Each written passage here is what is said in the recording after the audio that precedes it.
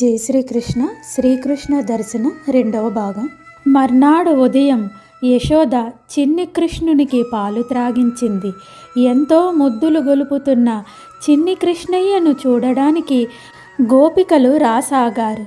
చుట్టుప్రక్కల గల గోపబాలురు ఈ చిన్న బాలుడు ఎప్పుడెప్పుడు పెద్దవాడవుతాడా, ఎప్పుడెప్పుడు తాము ఈ ముద్దుల పిల్లవాడితో ఆడుకుంటామా అని అనుకుంటూ ఉండేవారు.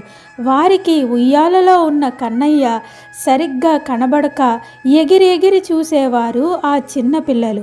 వారిని చూసిన యశోద, పిల్లలు, వీడికి ఇంకా 2 నెలలు కూడా లేవు. మీరు అలా ఎగిరి శబ్దం చేస్తే పిల్లవాడు భయపడతాడు, అలా ఎగరకండి అని చెప్పేది. యశోదమ్మ ప్రాణాలన్నీ చిన్ని కృష్ణునిపైనే. ఇంతలో రాత్రి అయింది. చిన్ని కృష్ణయ్యను ఉయ్యాలలో పడుకోబెట్టి పక్కనే యశోదమ్మ, నందులు ఇద్దరూ పడుకున్నారు. ఇంతలో బయట పెద్ద వర్షం ప్రారంభమైంది. ఆ శబ్దానికి యశోదమ్మకు మెలకువ వచ్చింది. పసిబాలుడు ఎలా ఉన్నాడో అనుకుంది. ఉయ్యాలలో కన్నయ్య చక్కగా నిద్రపోతూ ఉన్నాడు. అమ్మయ్య అనుకొని ప్రశాంతంగా వెళ్ళి నిద్రపోయింది యశోదమ్మ. కాసేపటికి పరమేశ్వరుడు వచ్చాడు.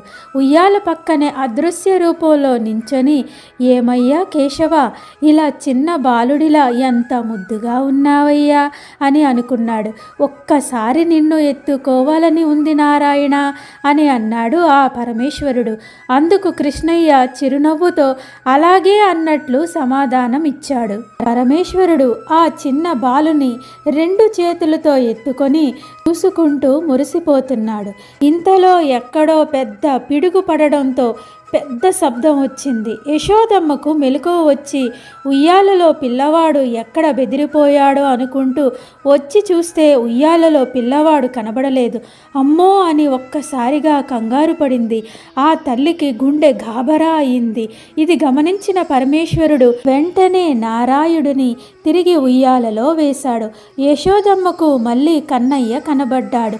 ఒక క్షణం అనుకుంది, ఇదేమిటి, ఇప్పుడే లేడు కదా, మళ్ళీ కనబడుతున్నాడు, ఇంతలో ఎక్కడికి వెళ్ళాడు, ఎలా వచ్చాడు అనుకొని ఆశ్చర్యపోయింది. మళ్ళీ కాస్త తమాయించుకొని, ఓహో, నేనే నిద్రమత్తులో సరిగ్గా చూసినట్లు లేను అనుకుంది యశోదమ్మ. ఆ రోజు కృష్ణయ్య ఉదయం నుంచే ఎంతో ఆనందంగా ఉన్నాడు. యశోదకు తన కొడుకుకు ఆ రోజు ఇంకా తేజస్సుతో మరింత ముద్దుగా కనిపిస్తున్నాడు. అప్పటికి కృష్ణయ్యకు 2 నెలల 4 రోజులు మాత్రమే. రోజు గోకులం నుంచి ఎందరో గోపికలు వచ్చి ఈ